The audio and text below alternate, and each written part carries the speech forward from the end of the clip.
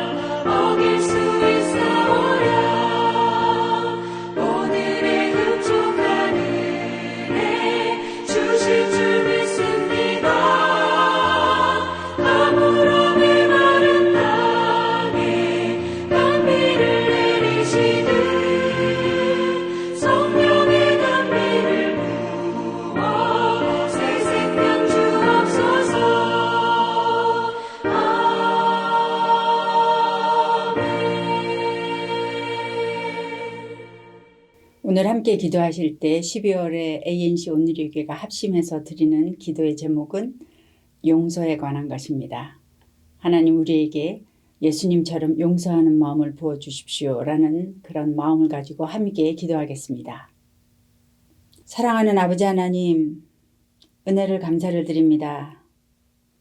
우리 사랑하는 예수님께서 겸손하게 어린아이의 몸을 입으시고 이 땅에 오신 이 계절을 지나가면서 하나님 주님의 은혜를 다시 한번 감사를 드립니다.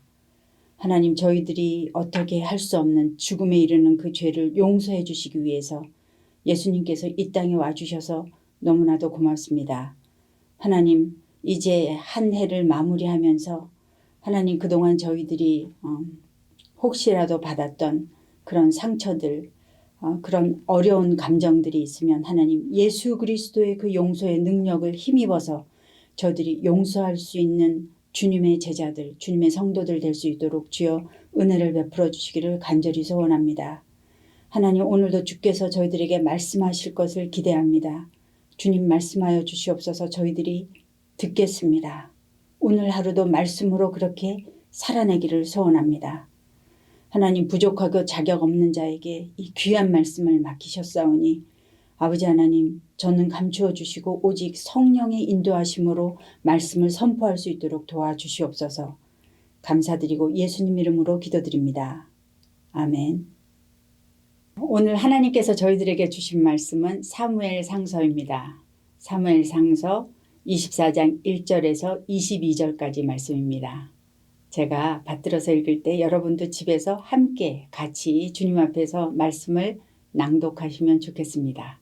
사울이 블레셋 사람을 쫓다가 돌아오매 어떤 사람이 그에게 말하여 이르되 보소서 다윗이 엔게디 광야에 있더이다 하니 사울이 온 이스라엘에서 택한 사람 3,000명을 거느리고 다윗과 그의 사람들을 찾으러 들렴소 바위로 갈새 길가 양의 우리에 이른즉 굴이 있는지라. 사울이 뒤를 보러 들어가니라. 다윗과 그의 사람들이 그 굴 깊은 곳에 있더니 다윗의 사람들이 이르되 보소서 여호와께서 당신에게 이르시기를 내가 원수를 내 손에 넘기리니 내 생각에 좋은 대로 그에게 행하라 하시더니 이것이 그날이니이다. 하니 다윗이 일어나서 사울의 겉옷자락을 가만히 베니라. 그리한 후에 사울의 옷자락 뱀으로 말미암아 다윗의 마음이 찔려 자기 사람들에게 이르되 내가 손을 들어 여호와의 기름 부음을 받은 내 주를 치는 것은 여호와께서 금하시는 것이니 그는 여호와의 기름 부음을 받은 자가 됨이니라 하고 다윗이 이 말로 자기 사람들을 금하여 사울을 해하지 못하게 하니라. 사울이 일어나 굴에서 나가 자기 길을 가니라. 그 후에 다윗도 일어나 굴에서 나가 사울의 뒤에서 외쳐 이르되 내 주 왕이여 하매 사울이 돌아보는지라. 다윗이 땅에 엎드려 절하고 다윗이 사울에게 이르되 보소서 다윗이 왕을 해하려 한다고 하는 사람들의 말을 왕은 어찌하여 들으시나이까. 오늘 여호와께서 굴에서 왕을 내 손에 넘기신 것을 왕이 아셨을 것이니이다. 어떤 사람이 나를 권하여 왕을 죽이라 하였으나 내가 왕을 아껴 말하기를 나는 내 손을 들어 내 주를 해하지 아니하리니 그는 여호와의 기름 부음을 받은 자이기 때문이라 하였나이다. 내 아버지여 보소서 내 손에 있는 왕의 옷자락을 보소서. 내가 왕을 죽이지 아니하고 겉옷 자락만 베었은즉 내 손에 악이나 죄가가 없는 줄을 오늘 아실지니이다. 왕은 내 생명을 찾아 해하려 하시나 나는 왕에게 범죄한 일이 없나이다. 여호와께서는 나와 왕 사이를 판단하사 여호와께서 나를 위하여 왕에게 보복하시려니와 내 손으로는 왕을 해하지 않겠나이다. 옛 속담에 말하기를 악은 악인에게서 난다 하였으니 내 손이 왕을 해하지 아니하리이다. 이스라엘 왕이 누구를 따라 나왔으며 누구의 뒤를 쫓나이까. 죽은 개나 벼룩을 쫓음이니이다. 그런즉 여호와께서 재판장이 되어 나와 왕 사이에 심판하사 나의 사정을 살펴 억울함을 풀어주시고 나를 왕의 손에서 건지시기를 원하나이다 하니라. 다윗이 사울에게 이같이 말하기를 마침에 사울이 이르되 내 아들 다윗아 이것이 내 목소리냐 하고 소리를 높이 울며 다윗에게 이르되 나는 너를 학대하되 너는 나를 선대하니 너는 나보다 의롭도다. 내가 나 선대한 것을 오늘 나타냈나니 여호와께서 나를 내 손에 넘기셨으나 내가 나를 죽이지 아니하였도다.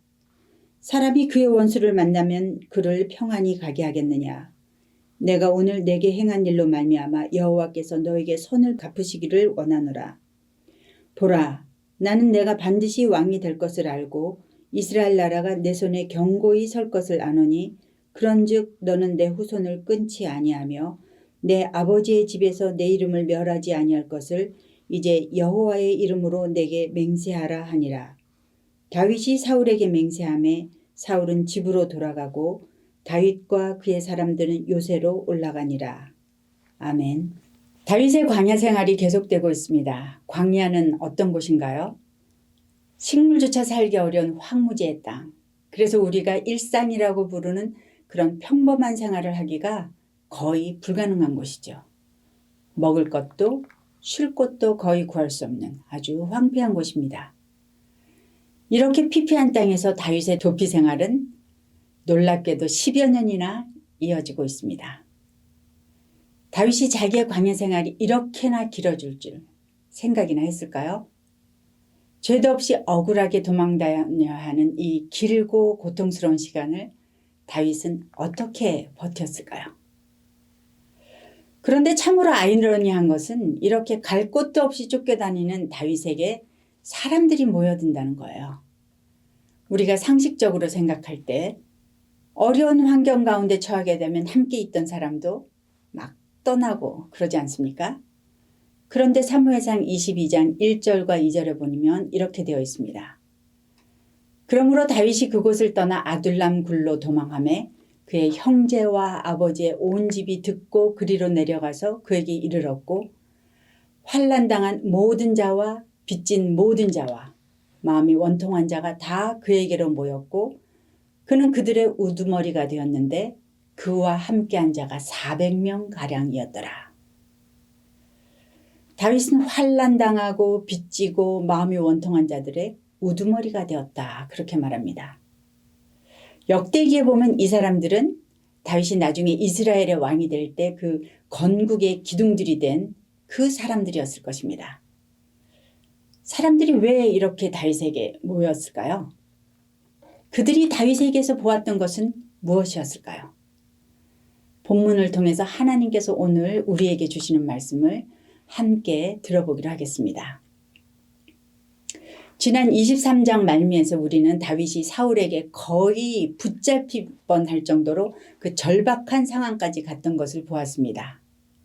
엔게디에서 십광야로 마온 황무지로 쫓아온 이 사울을 피해서 사울이 이쪽으로 가면 다윗은 저쪽으로 가고 사울이 저쪽으로 가면 급히 이쪽으로 피하면서 참으로 그의 생명이 바람 앞에 등불과도 같은 그런 신세였습니다. 더 이상은 피할 곳이 없는 한계 상황에까지 도달한 것입니다. 그러나 그때 마침 블레셋 사람들이 쳐들어왔다는 이 전령의 소식을 받게 되죠.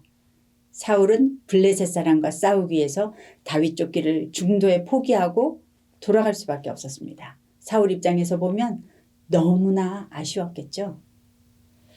오늘은 어떻게 시작합니까? 본문 24장 1절에서 2절을 다시 한번 읽어보겠습니다. 사울이 블레셋 사람을 쫓다가 돌아오매 어떤 사람이 그에게 말하여 이르되 보소서 다윗이 엔게디 광야에 있더이다 하니 사울이 온 이스라엘에서 택한 사람 3,000명을 거느리고 다윗과 그의 사람들을 찾으러 들렴소 바위로 갈새. 지금 다윗은 엔게디 광야에 있습니다. 엔게디는 사해 옆에 있는 작은 오아시스인데 그 주변은 높은 절벽들과 동굴들이 있는 그런 황무지라고 합니다. 사람들은 사울이 왕이라는 이유로 그에게 잘 보이기 위해서 다윗의 무고함과는 상관없이 다윗의 행방을 사울에게 고자질하고 있습니다. 심지어 그일라에서는 어떤 일이 있었나요? 다윗이 그들을 블레셋으로부터 구해주었는데도 불구하고 다윗을 사울에게 넘겨주려고 배신해서 다윗이 또 황급히 도망가야만 했죠. 광야의 생활은 불안정하고 긴장되고 두려운 시간들의 연속입니다. 그런데 성경은 말씀합니다. 사울이 그렇게 매일 다윗을 찾았지만 하나님께서는 다윗을 사울의 손에 넘겨주지 아니하시니라. 비록 사람들이 배신하고 고자질하고 사울이 매일처럼 다윗을 쫓아다녔지만 사울은 다윗을 잡을 수 없었습니다. 능력이 없었기 때문일까요? 아닙니다. 하나님께서 다윗을 사울의 손에 넘겨주시지 않았기 때문이라고 성경은 말하고 있습니다. 하나님께서 기름 부으신 다윗을 보호해 주신 것이죠. 그러나 사울은 하나님의 뜻을 분별하지 못했습니다. 알려고도 하지 않았죠. 사울은 하나님의 음성보다는 자기 내면에서 나오는 이 질투에 불타는 그 정욕의 소리에 귀를 기울이느라고 하나님이 하신 일을 보지도 못하고 그 뜻을 깨닫지도 못하고 있었던 것입니다. 블레셋과 싸우러 광야를 떠났던 사울은 3,000명이라는 큰 군대를 거느리고 다시 또 다윗과 그의 사람들을 찾으려고 광야에 들어온 것입니다.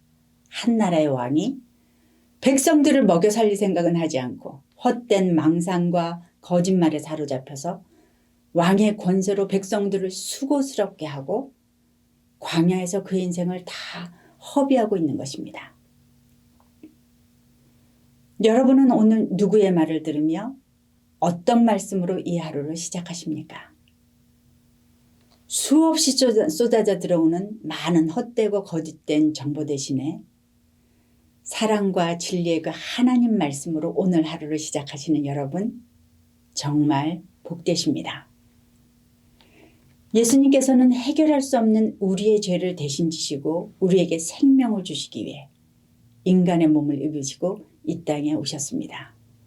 성탄절을 기다리시면서 이 복음을 듣고 이 사랑의 말씀을 가슴에 품고 그리고 이 말씀을 주변과 함께 나누면서 풍성한 오늘 하루를 살아내시기를 축복합니다. 그런데 사울과 다윗은 뜻하지 않은 사건을 만나게 됩니다. 사울이 뒤를 보러 동굴에 들어간 것입니다. 아마도 이것은 용변을 본다는 것을 그렇게 표현하고 있는 것 같습니다. 이스라엘의 광야에 동굴이 아주 많이 있는데요. 어떤 동굴들은 그 깊이를 알 수 없을 만큼 굉장히 깊다고 합니다. 사울이 한 동굴에 들어가서 옷을 옆에 벗어놓고 볼일을 보고 있는데 그 동굴의 깊은 곳에는 마침 다윗과 그 부하들이 숨어 있었습니다. 사울이 경비병도 없이 무방비 상태로 혼자 동굴에 들어와서 용변을 보고 있는 것을 본 다윗의 부하들은 흥분해서 다윗에게 말하죠. 속삭였겠죠. 하나님께서 원수를 당신의 손에 넘기셨으니 당신이 좋은 대로 행하십시오. 누구라도 그렇게 생각했을 것입니다. 사울만 죽으면 다윗도 그리고 그 일행도 이제 도망자의 삶을 끝낼 수 있는 거예요. 참으로 하나님께서 주신 정말 좋은 기회가 아닌가요? 다윗은 사울의 옷에 몰래 다가가서 사울의 옷자락을 뱁니다. 그런데 놀랍게도 다윗의 행동은 거기까지였습니다. 그는 분별했습니다. 이것이 하나님의 뜻인지 아니면 유혹인지. 하나님께서 직접 세우신 왕을 하나님의 허락 없이 죽이는 것은 하나님을 거역하는 것이죠. 그것을 잘 알고 있는 다윗은 사울을 해칠 수가 없었습니다. 역대기에 보면 건국 초기에 다윗의 부하들이 싸움과 전술에 매우 뛰어난 자들이었다는 것을 알 수 있습니다. 그러므로 다윗이 마음만 먹었다면 어쩌면 사울의 군대를 벌써 이미 격파했을 수도 있습니다. 그러나 다윗은 그토록 오랜 시간을 도망다니고 쫓겨다니면서도 사울과 대항하여 싸우지 않았습니다. 다윗은 하나님께서 자기에게 기름 부으신 것처럼 사울도 하나님께서 직접 기름 부으신 왕이라는 사실을 결코 잊지 않았습니다. 그래도 그런 절호의 기회를 놓친다는 것은 너무나 아깝지 않았을까요? 다윗이 사울의 옷자락을 베고 마음에 찔림을 느낀 이유는 무엇이었을까요? 옷을 베었다고 해서 마음이 찔린 것은 아니겠죠. 아마도 다윗은 사울의 옷자락을 베는 그 칼로 사울의 목을 베고 있는 자신을 보지 않았을까요? 그런데 지금 만약 다윗이 자신의 힘을 믿고 상황에 따라 사울을 죽인다면 어떤 일이 일어날까요? 다윗이 하나님의 기름 부으신 자를 죽였다. 사울을 따르던 자들이 그렇게 외치고 다닐 때 백성들의 마음이 하나가 될 수 있을까요? 이미 두 편으로 나뉜 백성들의 마음이 하나가 되기는 어려울 것입니다. 다윗은 사울을 죽일 수 있었던 자신의 권리를 포기했습니다. 대신 하나님의 주권을 인정하면서 하나님께 재판을 맡기고 하나님의 때를 기다리기로 결정하였습니다. 도망자로 살아가는 광야의 삶은 두렵고 지치고 힘든 시간이었지만 다윗은 그 시간을 통해서 하나님께 자신을 맡기는 삶을 배워나가게 되었습니다. 생각해 보십시오. 광야에서의 10여 년의 생활이 어떻게 가능했겠습니까? 그것도 혼자가 아니라 600명이 넘는 그 공동체와 함께요. 그 시간들은 하나님을 향한 그 원망이 아니라 도리어 기적을 베푸시는 그 은혜의 하나님께 더욱 나아간 시간이 된 것입니다. 그래서 다윗과 함께 있던 사람들은 하나님을 향한 그 다윗의 그 마음을 함께 보면서 하나님을 함께 경험했을 것입니다. 다윗의 하나님을 향한 신뢰로 이스라엘이라는 나라에는 어떤 결과를 가져오게 되었을까요? 우리가 알다시피 이스라엘은 솔로몬 왕 이후에 남유다와 북이스라엘 두 나라로 갈라지게 됩니다.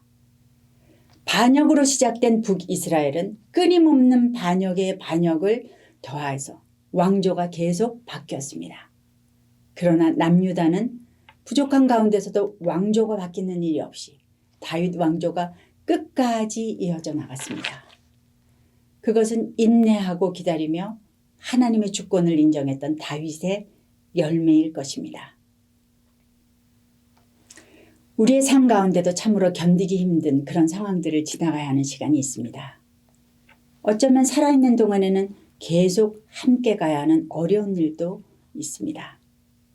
나의 권리를 주님께 드리며 인내할 때, 주님 편에 서기를 간절히 구하며 자신을 주님 앞에 순복시킬 때, 그때 우리는 우리 안에서 행하시는 하나님을 만나게 될 것입니다. 더 이상 상황이 나를 지배하는 것이 아니라 선하신 하나님 안에서 그분의 통치와 자유를 맛보게 될 것입니다. 힘든 가운데서도 다윗의 자유를 경험하시는 저와 여러분 되시기를 축복합니다. 이제 용변을 다 보고 안전하게 동굴을 나간 사울을 향해 다윗은 그가 벤 옷자락을 흔들며 외쳤습니다. 내 아버지여 보소서. 나는 당신이 하나님의 기름 부음을 받으신 자이기 때문에 당신을 죽일 수 있었지만 죽이지 않았습니다. 하나님께서 판단하사 나를 위해 보복하실 것을 믿고 내 손으로는 당신을 해치지 않겠습니다. 다윗은 사울이 하나님의 기름 부으심을 받은 자이기 때문에 무엇을 하더라도 용서하겠습니다. 그렇게 말하지는 않았습니다. 사울은 분명히 잘못하고 있고 그는 벌을 받아야 한다고 믿습니다. 그러나 다윗은 사울의 그 처벌을 자신이 결정하지 않습니다. 하나님께 맡기고 있는 것입니다. 하나님께서 다윗과 사울 사이에 재판장이 되어서 다윗의 억울함을 풀어주시고 건지실 것이라고 믿고 그렇게 말하고 있는 것입니다. 이것이 다윗의 위대한 점이죠. 다윗은 자신이 이기는 것이 목표가 아니고 하나님의 뜻이 이루어지는 것이 그의 인생의 목표였습니다. 거기에 비해서 사울은 어떻습니까? 다윗의 말을 들은 사울은 깜짝 놀라면서 내 아들 다윗아 라고 부르며 소리 높여 울기까지 합니다. 자신을 살려준 사실에 대해서 감격한 것일까요? 사울이 다윗아 내가 반드시 왕이 될 것을 알고 이스라엘 나라가 내 손에 견고하게 설 것이다 라고 말한 것을 들으면 마치 사울이 회개하는 듯하죠. 그러나 눈물까지 흘렸던 그의 감정은 진실한 열매를 거두지 못했습니다. 그는 하나님의 말씀과 그분께 자신의 마음의 닻을 내린 것이 아니라 자기 마음과 감정에 뿌리를 내렸기 때문에 곧 또 흔들리고 맙니다. 그래서 여전히 다윗 쫓기를 멈추지 않는 사울을 우리는 보게 되죠. 오늘 우리는 자기를 죽이러 온 그 왕을 살려보낸 다윗을 보았습니다. 하나님의 주권에 자기 인생을 맡기는 다윗. 그에 반해서 거짓말과 질투에 속아서 자기 감정에 자기 인생을 걸고 다른 이들의 인생도 휘저어놓는 그 사울을 보았습니다. 하나님의 주권에 자신을 맡기는 것은 어리석어 보이죠. 유약해 보이고 매력이 없어 보입니다. 그러나 성경은 그러한 삶이 진정한 승리의 삶이라고 말씀하십니다.